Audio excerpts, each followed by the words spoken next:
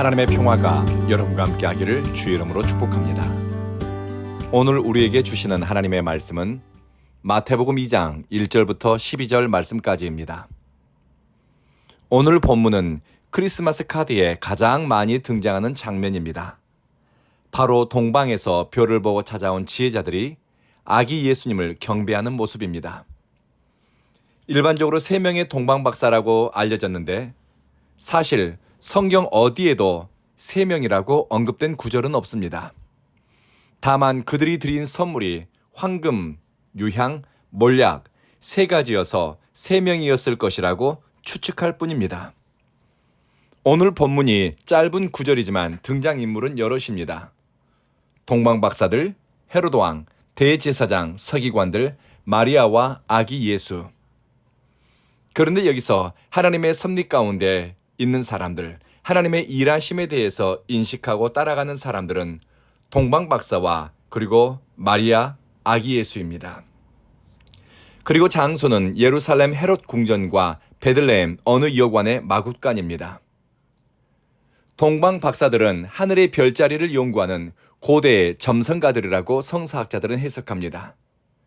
그들은 특별한 별을 보고서 그것을 쫓아 멀리 동쪽에서부터 예루살렘까지 오게 되었습니다. 아주 먼 곳에서 별의 움직임을 보고 하나님의 특별한 섭리가 진행되고 있다는 것을 그들은 직감했습니다. 이들은 유대 전통이나 율법에 대해 잘 아는 사람들이 아닙니다. 별의 움직임을 보고서 특별한 징조를 읽은 사람들입니다. 예루살렘에는 율법의 전문가인 서기관과 바리새인 그리고 유대 전통에 통달한 종교인들이 있었습니다. 그들은 전통과 율법에 대해서는 잘 알았지만 하나님이 일하시는 징조를 읽지 못했습니다. 하나님의 뜻이 성취되려고 하는 그 타이밍을 깨닫지 못했습니다. 동방박사들은 헤롯 왕에게 이렇게 묻습니다. 유대인의 왕으로 태어난 분이 어디에 계십니까? 예루살렘의 지도자들은 종교학자들은 메시아의 태어남에 대해서는 깜깜이었습니다. 예수님의 탄생과 관련해 별의 움직임은 하나님의 일하심에 대한 참된 인식은 유대인이나 혹은 율법 전문가들에게 독점되지 않는다는 것을 보여줍니다. 유대의 율법 전문가들은 베들레헴에서 메시아가 태어날 것을 지식으로는 알았지만 그들은 하나님의 구원 역사가 바로 코앞까지 다가왔다는 것을 깨닫지 못했습니다. 무지함은 지식의 결핍이 아니라 하나님에 대한 인식의 결핍이고 하나님의 섭리에 대한 의식의 게으름입니다. 토마스 머튼이라고 하는 영성가는 진정한 깨달음은 내가 얼마나 무지한지를 아는 것에서 시작된다라고 했습니다. 예루살렘의 서기관들과 종교인들은 안다고 자신했지만 그들은 하나님의 섭리에는 무지했습니다. 반면 동방박사들은 유대인의 율법과 구주가 탄생하는 장소에 대해서는 알지 못했으나 하나님의 일하심에 대해서는 깨닫고 있었습니다. 묻지 않는 자기 확신과 다 알고 있다고 하는 교만은 영적 성장의 걸림돌이 됩니다.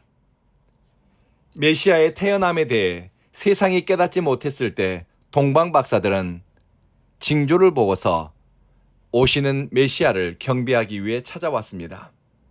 먼 길을 찾아오면서 산과 들의 위험과 강과 바다의 위협을 만났을 겁니다. 그럼에도 그들이 구주 탄생의 시점에 맞추어 도착할 수 있었던 것은 그들의 시선이 별을 향했고 그들의 마음과 뜻이 왕으로 오시는 분에게 온전히 모아졌기 때문입니다.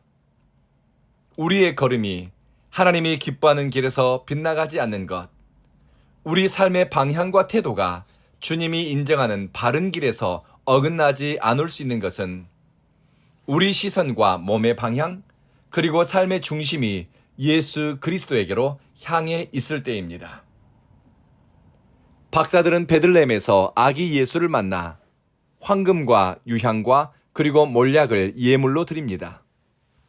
여기에 대해서 어떤 학자들은 선물은 왕권, 제사장, 그리고 속죄의 제물이라는 상징적 의미를 가지고 있다고 해석하기도 하지만 여기서는 예배를 위한 선물로 해석하도록 하겠습니다. 이방에서 온 지혜자들이 하나님의 뜻과 섭리 가운데 태어난 구주에게 드리기 위한 예물을 준비했습니다. 그들이 예물을 드리기 전 동방 박사들은 예수님을 경배하기 위해 시간과 헌신을 먼저 드렸습니다. 참된 예배는 주님을 위해 우리의 생명과 시간, 에너지와 관심, 그리고 뜻과 정성이 먼저 담기게 됩니다. 예배는 레저가 아닙니다. 예배는 휴양지에서 보내는 여가 시간이 아닙니다. 동방 박사들은 한 번의 예배를 위해 자신들이 한 번도 가보지 않은 길을 가는 선택을 했습니다. 산과 바다, 강을 건너는 위험을 감수하기도 했습니다. 한 번의 예배를 위해서 말입니다. 주님이 그 마음을 얼마나 기뻐했을까요?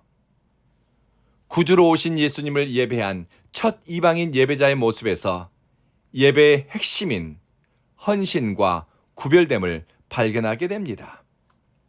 예배는 하나님의 은혜에 응답하는 최고의 선택이면서 또한 예배는 전능하신 하나님 앞에 인간이 취할 수 있는 가장 겸손한 자세입니다.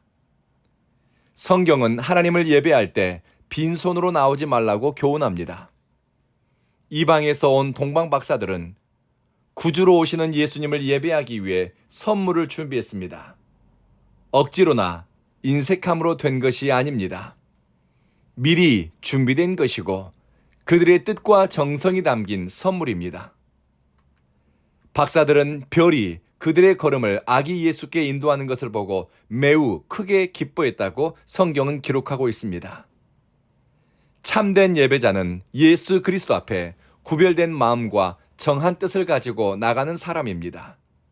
그리고 참 예배자는 기쁨과 즐거움으로 그리스도 앞에 서는 것을 기뻐합니다.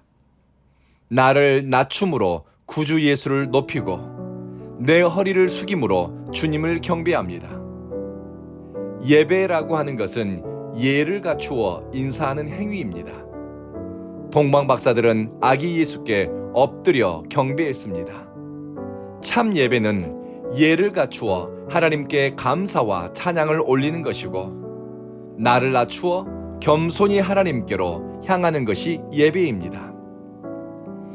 오늘 새벽 말씀을 듣는 성도님들에게 세상이 아무리 복잡하고 요란해도 여러분을 향한 하나님의 뜻과 계획에 대해 바르게 깨닫고 하나님의 인도하심과 이끄심에 순종과 겸손으로 응답하시기를 빕니다. 그리고 이 땅 사는 날 동안 하나님을 예배하는 것을 기쁨으로 겸손함과 헌신됨으로 주님을 경배하는 것을 사명으로 삼는 참 예배자가 되시길 주의 이름으로 축복합니다. 기도하겠습니다. 자비하신 주님, 세상의 이치와 지식을 다 이해할 수 없어도 내 주변과 일상에서 일어나는 하나님의 일하심과 하나님의 선한 뜻은 바르게 깨닫게 하소서. 당연한 것 같고 익숙한 일상 속에서도 하나님의 비범한 은총을 발견하게 하시고 오늘 내가 그리스도인으로 살아가기 위해 매 순간 우리 시선과 삶의 중심, 삶의 태도가 하나님을 향해 있게 하소서. 사랑하는 주여, 우리 온 교회를 위해서 기도합니다. 온 교회는 겸손함과 진실함으로 하나님을 예배하는 사람들의 교회입니다.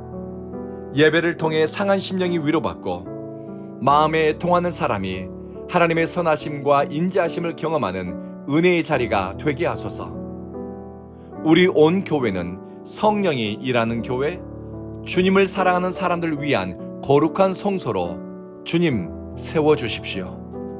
우리 구주 예수님 이름으로 기도합니다. 아멘.